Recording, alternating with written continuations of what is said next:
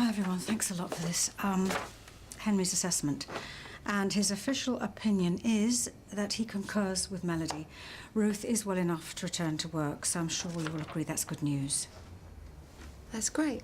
Definitely. Well, what does that mean in real terms? Well, personal feelings aside, it means that we are legally obliged to take her back. So no more protests or recriminations, OK? What about Michelle? Well, she's just going to have to accept the decision like everybody else. What does Henry say exactly? Well, he's generous in his praise for us and the way we supported Ruth as a team. He's impressed that we've given the whole assessment process so much consideration. Well, if we couldn't, who could? Yeah, our expertise does make the situation unique. Anyway, thanks very much, everyone. Ruth comes back. That's an end to it, OK?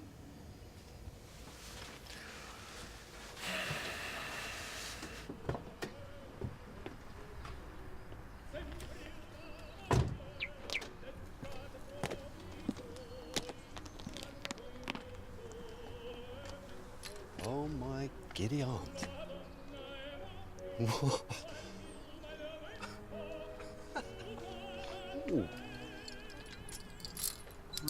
You dirty, shameful man! What? So how did you find Joseph? He knows his mission statement. Well, he certainly was impressed by you. In fact, he's asked me to offer you a job. Really? Congratulations, he wants you as part of his team. So, when can you start? Tell him that I'm flattered, but I'm going to have to say no thanks. I don't think private practice is right for me after all. And if I was to increase your salary offer? Oh, no, it's not about the money. It's always about money. Not this time. So the mill can offer you something we can't? Well, I get job satisfaction there. I don't think I'd get that here. I hope you don't think I wasted your time. Not at all. Look, if you don't mind, I'd like to keep you on file. You never know. OK. Michelle, you've been one of our best applicants to date. So it's worth bearing that in mind, whatever you decide.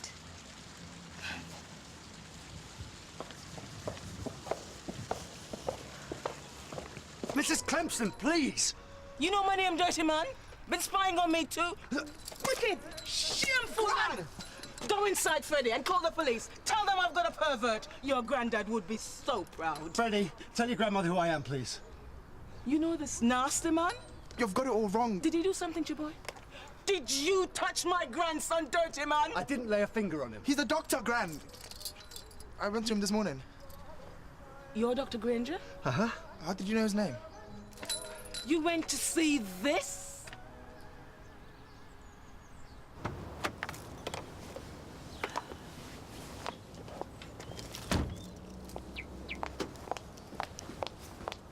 Has Henry called? Yes! Go!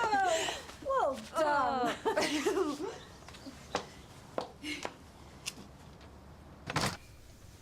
Can't believe you went through my pockets. And that's worse than you sneaking off. I didn't sneak. You didn't tell me either. Did your granddad and I teach you deceit? Freddie's not deceitful, Mrs. Clemson. I think he's proved himself to be a very capable and intelligent young man. And should I listen to you, peeping Tom? Watching people in their houses. You think you can tell me about my grandson? It's partly your neighbour's behaviour that made Freddie come to see me, which was the right thing to do, given the circumstances. And what circumstances are those? I didn't have anyone else I could go to that I'd trust, Gran. Don't you raise your voice at me! All right, this isn't helping, Mrs. Clemson. Freddie came to see me for the right answers, instead of relying on some stupid misinformation which could have got him in a lot of trouble. About what? About sex. Which was the sensible thing to do. And if you raised him, he's a credit to you. And who are you a credit to? Dr. Peeping Pervert. Pervert. All due respect, you're the one with the handcuffs. They were my granddad's. He was with the police. He wouldn't have stood for your nonsense. He was a good man. I've no doubt. My Isaac was respected in a time when people expected honesty and morality from the police and teachers and doctors. You're very chipper. Am I? Given things didn't go the way you expected. Oh, you mean Ruth? Well, I've had time to mull things over. Think I stepped up to the ball too early on that one. Should have stayed at the crease. Oh, that's very magnanimous. Where's academic, really? She's bound to come a cropper at some stage. Meaning? Poor girl's head is full of squirrels juggling chainsaws. She'll come back, make a monumental screw-up, and Julia will be forced to sack her. Backed by you. Her return's just a temporary imbalance. No need to sweat the small stuff. So, in the long run, you get what you want. Correction. I get what the practice wants. We should take in a match. Edgbaston's not far from here. We could take a picnic. Lily? So you think all doctors are immoral these days? I think we live in godless times. Time was when the community looked up to the people that took care of them. Now, police get attacked. Firefighters have stones thrown at them. People don't ask me when they come to see me. They demand. They threaten. People have rights. So? So the job description's changed. Some days I go in and I find that I'm a social worker. Others, an agony aunt, a teacher. And who were you in my alley? Well, you know what? I was kind of a detective, trying to work out why Freddie came to see me behind your back. I thought you was ill, you know. I couldn't come to you. Not about... There's a time and place for some matters. And this is it. With family. With the woman who taught Freddie his morals and manners. Where better? Where else? What? Well, I couldn't find out at school. You stopped that. Where did you intend that Freddie would learn the facts, Mrs. Clemson? Not from a slippery-tongued serpent like you. Or from Mr. and Mrs. Sodom Gomorrah next door. With all due respect, what does what they get up to next door even matter? It's their life. It's not hurting anyone, least of all you.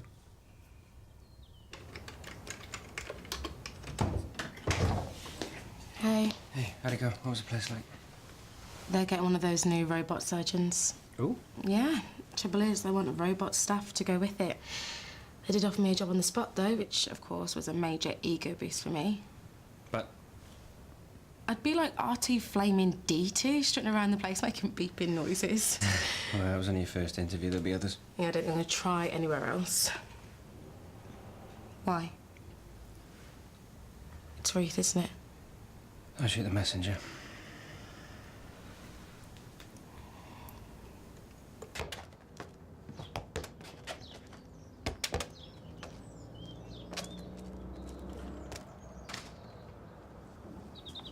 I'm sorry if you think I've been deceitful. I suppose you think I'm a foolish old woman. Never. Dr. Granger was right. You made me who I am. Only I got told something stupid and I wanted to know the truth. About everything. Dr. Granger set me straight. And I'm glad. You're glad he told you? Can you imagine the talk we might have had? You're growing up so fast. Just like your father. The trouble he gave me. Dad. The times I took a carpet beater to him. Come and have a talk. Tell me what that clever doctor said. I promise to just listen.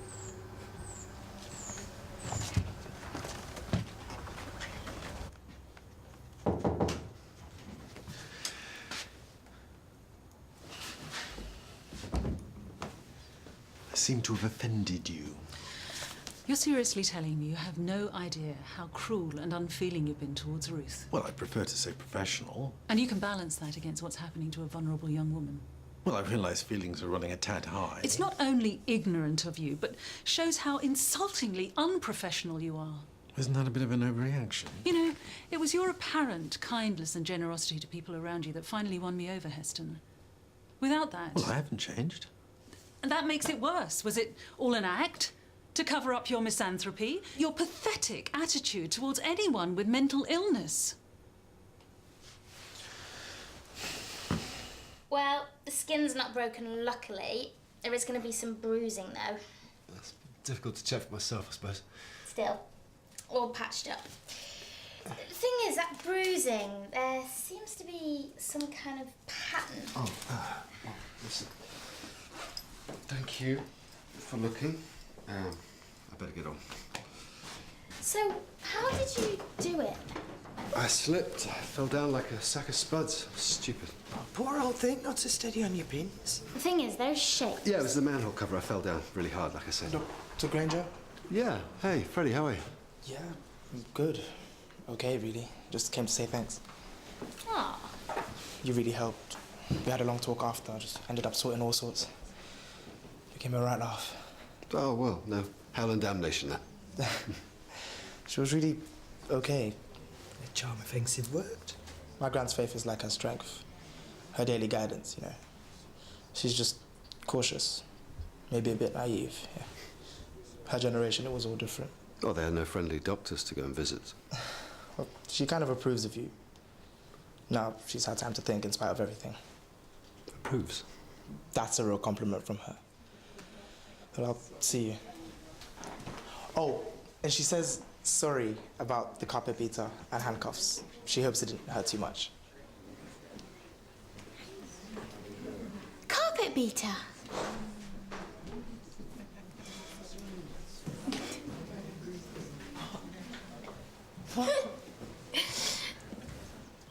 Can't you see? My first concern was for the practice. You stopped seeing her as a co-worker, someone you knew. You only saw the illness. We have to look at the bigger picture. We have seniority here. What would you have done if she was your patient?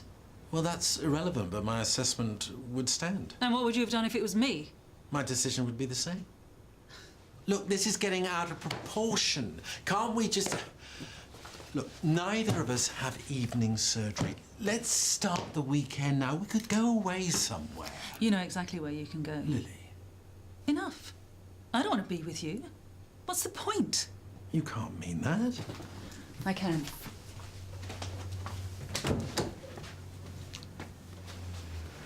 You know, you used to accuse me of being cold and clinical. But all along it's you that's had the heart of ice.